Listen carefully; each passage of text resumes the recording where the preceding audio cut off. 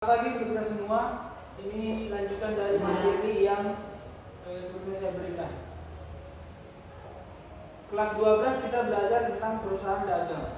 Bedanya dengan perusahaan jasa hanya sedikit, hanya tambah satu step pembukuan. Ya, kalau perusahaan jasa kan dia jurnal umum, kemudian buku besar, kemudian neraca saldo, kemudian penyesuaian, kemudian kertas kerja, kemudian lanjut, ya kan? Nah, kalau dia di perusahaan dagang, dia jurnal umum, tambah satu jurnal khusus, kemudian buku besar. Nah, ada lagi anak buku besar pembantu, baru lah istilahnya. Kemudian neraca saldo selanjutnya sama, ya, hanya tambah satu step pembukuannya. Kemudian saya harap nggak kita jelaskan lagi mengenai kas bertambah di mana, kemudian perlengkapan bertambah di mana, nggak perlu lagi, ya. Hanya kemudian ada bedanya lagi. Kalau perusahaan jasa dan perusahaan dagang, contoh perusahaan dagang saya harap udah tahu ya. Contohnya ya menjual barang dagangan lah, Alfamart, Kamidi, ya, Indomaret, itu perusahaan dagang. Nah, ada penambahan. Kalau perusahaan jasa, kalau kau dikasih duit, namanya pendapatan, itu di perusahaan jasa. Kalau perusahaan dagang, tidak ada namanya pendapatan. Yang ada itu penjualan, namanya penjualan. Dan pembelian, itu yang ada. Jadi kalau misalkan ada kau dapat duit dari customer, itu namanya bukan pendapatan. Kalau di perusahaan jasa namanya pendapatan, kalau perusahaan dagang namanya penjualan. Oke, di sini ada contoh transaksi perusahaan PD Malapak. Oke, ada 7 transaksi, biar saya jelaskan cara mengisi jurnal umumnya. Dan mungkin kau udah tahu.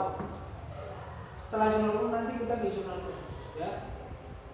Tanggal 1, perlu lagi saya ajarin kalau menuliskan tanggalnya. Disetorkan modal awal oleh tuan nomor 50 juta. Jadi tinggal masukkan saja tanggal 1. Tuliskan namanya modal. Masuk ke kas. Kas 50 juta. Kemudian masuk ke modal 50 juta. Oke. Nah, kemudian dibeli barang dagangan 20 juta dari toko Mentari. Cara mengerjakannya itu pangkalnya ada. Buat dia pembelian.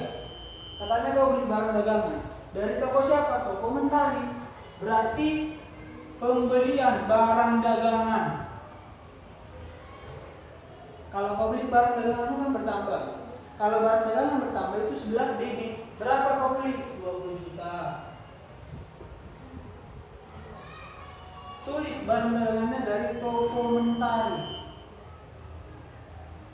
Nah, lihat, kalau nggak ada embel-embel secara kredit atau syarat 2/10, N/30 atau 3/10, N/30, berarti dia belinya cash, tunai. Berarti kau ambil dari mana? Dari kas. Berapa kau ambil? 20 juta. Oke.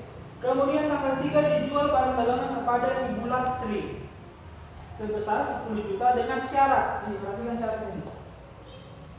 Dengan syarat 2/10 N/30. Ini yang mau saya jelaskan. Kalau kau jual barang daganganmu ke Ibu Lastri, kau dapat duit. Ya. Nah, di perusahaan jasa namanya itu pendapatan. Karena ini perusahaan dagang, tidak ada pendapatan, yang ada itu penjualan dan pembelian. Tadi kau beli barang dagangan, itu pembelian. Kemudian kau jual, tanggal 3. Tanggal 3 penjualan. Penjualan barang dagangan berapa? Sama Ibu Lastri tadi 10 juta. Ibu Lastri 10 juta. Ada embel-embelnya 2/10 N/30. Kalau ada syarat seperti ini berarti dia belinya kredit. Nggak mungkin kau cash, tapi dibilang lagi gini, ada syaratnya, nggak mungkin. Kalau cash ya udah, berarti transaksi sudah berlangsung. Kalau dia 2/10 N/30 maksudnya seperti ini. 2/10 N per 30. 2 ini diskonnya, potongannya 2% maksudnya. 10 ini kalau kau bayar 10 hari setelah tanggal transaksi, per tanggal transaksi. Contohnya, kalau Ibu Lastri tadi dikasih syarat 2/10 N per 30, berarti bukan tanggal 10, tapi 10 hari setelah tanggal transaksi. Tanggal berapa dia transaksi? Tanggal 3. Berarti dia dapat diskon selama 10 hari setelah tanggal 3. Tanggal berapa tutupnya? Tanggal 13.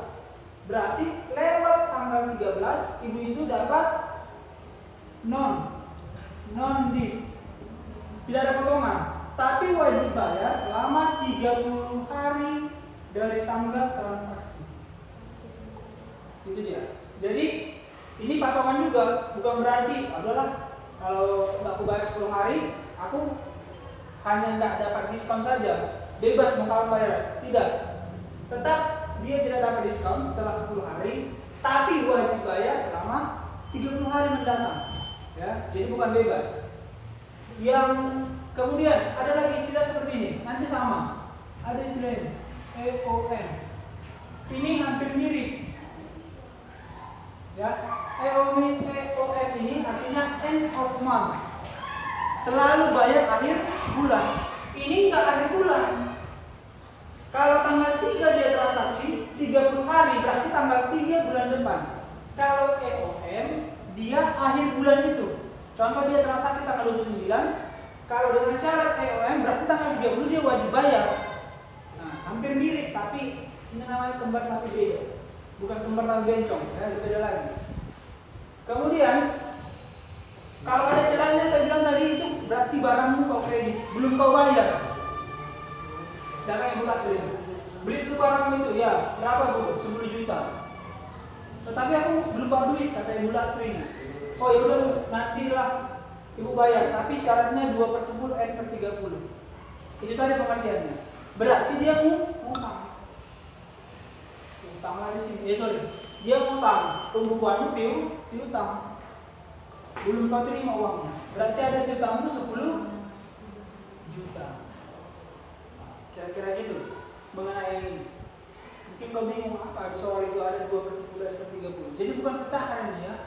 Ini hanya menentukan dia potongannya 2%, kemudian 10 hari setelah, ingat ya, setelah tanggal transaksi, bukan tanggal 10. Oke?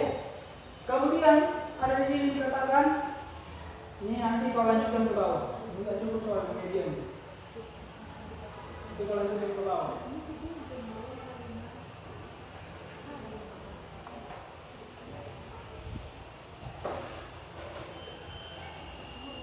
Kemudian tanggal 4 dijual barang dagangan kepada tuan MOE 5 juta. Namun yang masih diterima 4 juta, ya. Berarti tanggal 48 kau jual barang kepada tuan MOE 5 juta. Berarti penjualan. Penjualanmu ada berapa? 5 juta katanya. Tuan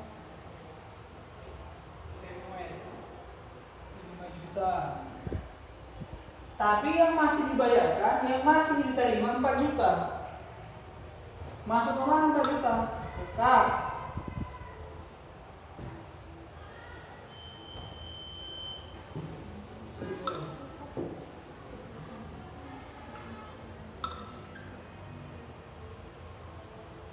Ke kasmu 4 juta karena masih dibayar 4 juta. Kemudian sisanya piutangmu 1 juta karena belum kau terima. Dari mana itu? Dari penjualan kepada tuan. Berapa penjualan semuanya? 5 juta. 5 juta itu terdiri dari kas yang sudah dibayarkan langsung cash 4 juta, yang masih diutangkan sama piutang namanya, sama dia utang. Piutangnya 1 juta.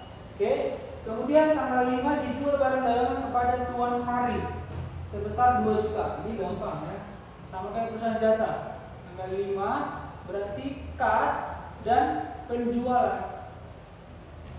Kasnya bertambah 2 juta, kemudian penjualannya bertambah 2 juta di sebelah kredit. Ya.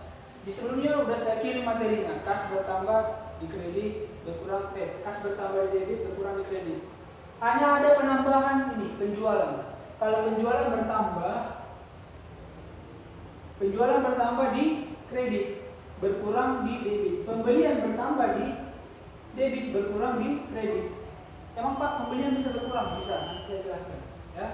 Kemudian tanggal 6, dibeli barang dagangan kepada toko mentari 30 juta. Nanti ini kolomnya lagi ke bawah.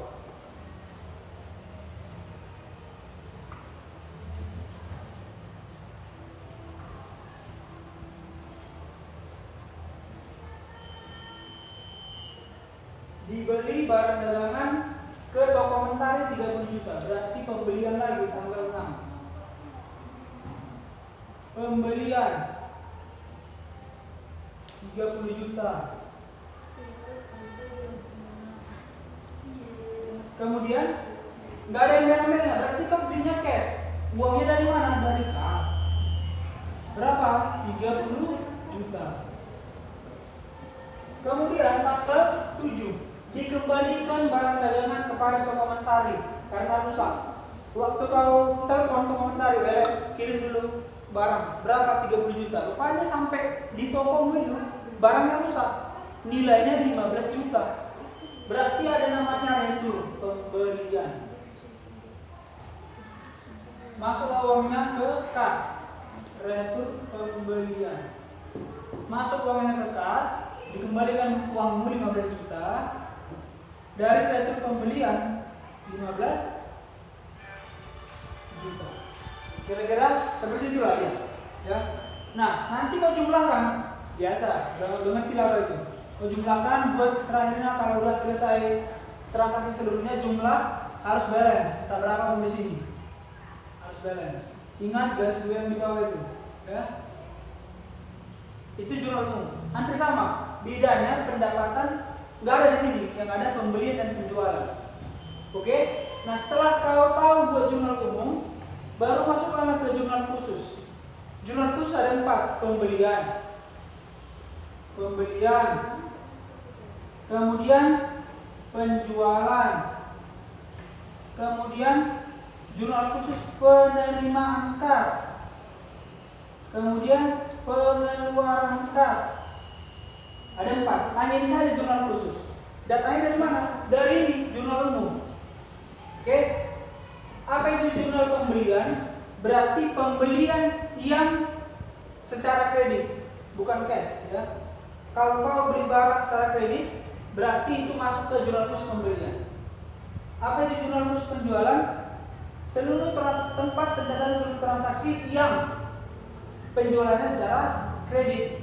Kalau jual barang dia belum bayar, masuk ke situ dia. Oke? Kemudian penerimaan kas. Nah, disinilah masuk penjualan barang dagangan yang cash, tunai.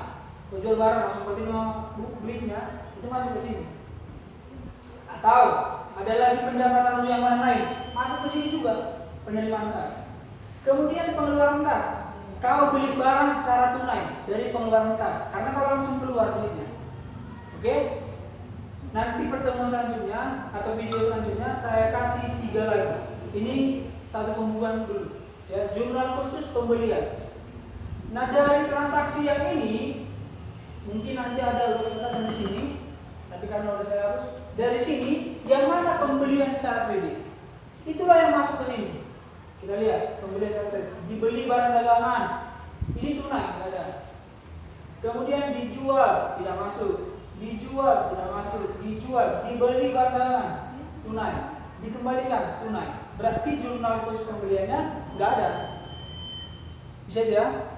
Kemudian kalau nggak ada, lanjut ke jurnal khusus penjualan. Nah, ini ganti. Berarti ini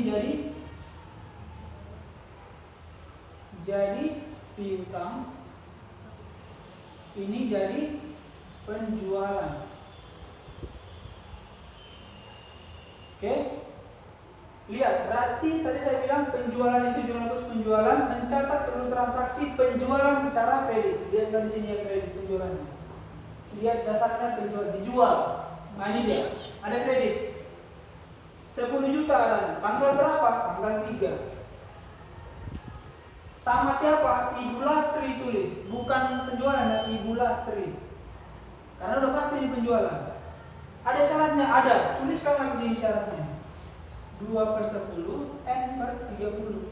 Referensinya apa? Sebenarnya ini kalau dipelajari ini dikosongkan. Hanya kalau real di pembukuan nyata ini ada. Kalau orang beli barang pasti ada nomor nota, struk, embel-embelnya. Kalau misalkan kau beli di nomor, bang struknya itu. Nah, struknya itu nomornya dibuat di sini. Biar tahu dia barang dengan nomor berapa dia beli, gitu ya. Tapi karena ini contoh, drive-nya biasanya dikosongkan untuk pembelajaran. Kemudian dia berapa piutangnya? 10 juta, buatlah 10 juta. Oke, kemudian dia ada lagi dijual barang dagangan kepada. Nah ini, dijual barang dagangan kepada Tuan Muhammad 5 juta. Namun yang masih diterima 4 juta. Di jurnal umum ada di situ piutang 1 juta pasti. Karena yang baru diterima 4 juta. Tuliskan di sini. Penjualan tanggal 4 bulan 8 oleh Tuan Muhammad. Nah, ada syaratnya? Tidak ada. Kosongkan syaratnya. Kemudian berapa lagi yang belum kau terima? Piutangmu tadi dari penjualan 1 juta.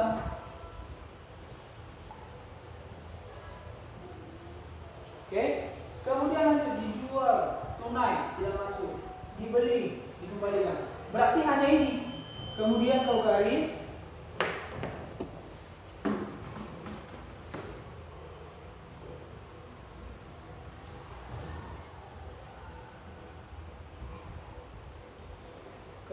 gariskan di sini jumlah, ya. Ini kosong, berarti piutangmu 11 juta. Dengar kira-kira ya, jurnal khusus ini ya, untuk penjualan. Nah, menurut strukturnya ini perusahaan jasa, perusahaan dagang. Setelah jurnal umum apa? B2, buku besar. Habis itu neraca saldo, penyesuaian atas kerja. Nah, perusahaan dagang, jurnal umum, jurnal khusus. Setelah itu baru buku besar. Nah, kalau sebelumnya perusahaan jasa, jurnal umum, lalu buku besar, dari sini kau ambil jurnal buku besarnya, datanya.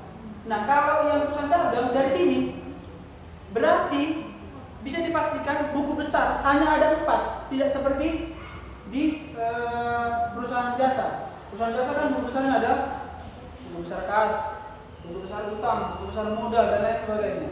Di sini berarti hanya ada berapa? Hanya ada 4 saja. Jurnal khusus, buku besar penjualan, buku besar pembelian, buku besar pengeluaran kas, buku besar penerimaan kas. Itu saja pembukuannya. Dibantu nanti dengan buku besar pembantu. Isinya itu apa, Pak? Isinya itu perorangan. Contoh, Ibu Lastri mengutang samamu berkali-kali. Nah, itu nanti dicatatkan atas nama Ibu Lastri di buku besar pembantu. Jadi kau bisa lihat, ini kok Ibu Lastri banyak kali, berapa dia sekarang? Kan kalau di sini masih digabungkan ini. Ibu Lastri, Tuan Emoy masih digabungkan. Menggunakan buku besar pembantu, nanti mereka rinci. Buku besar pembantu utang hanya Ibu Lastri, di situ Ibu Lastri semua. Di sini si Anu semua, gitu dia. Nanti video selanjutnya saya jelaskan itu. Nanti yang ini kau buatkan berurut, jangan kau potong-potong cuma segini, potong leher dulu nanti, matamu. Ya, ini pun jurnal khusus penjualan ini terapi kau buat, jangan coret-coret, pakai pensil. Ya. Kalau enggak itu beracun kau. Oke, selamat siang.